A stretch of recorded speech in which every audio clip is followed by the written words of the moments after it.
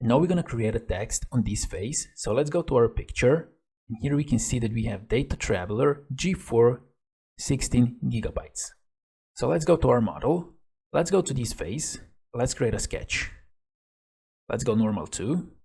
Let's first go with a center line just to position our text. Like this. Now let's go here to the text. Let's click here, and here for a curve, let's choose the center line.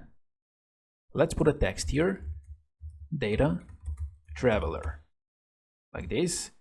Let's go with G4 and 60 gigabytes, like this. Now let's bold it.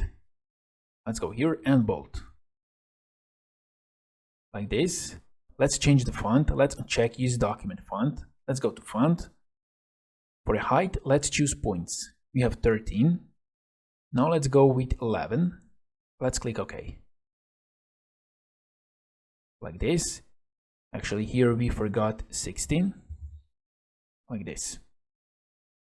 Let's go to font again and let's go with, let's choose 9. Let's click OK. Okay, this is much better. Now let's click OK here. Now we can position this line here wherever we want. For example, here. Let's go up a little bit and let's go to the right side. Like this. And let's click OK. And now we're going to use this sketch to split this face. So let's go here. Let's go with analysis preparation. We use this sketch and let's select this face. Let's click OK. And this is our result.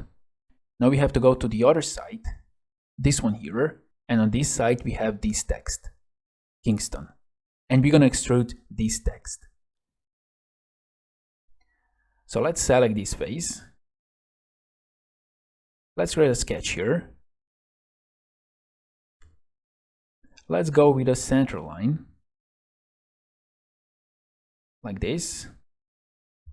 Let's go with the text.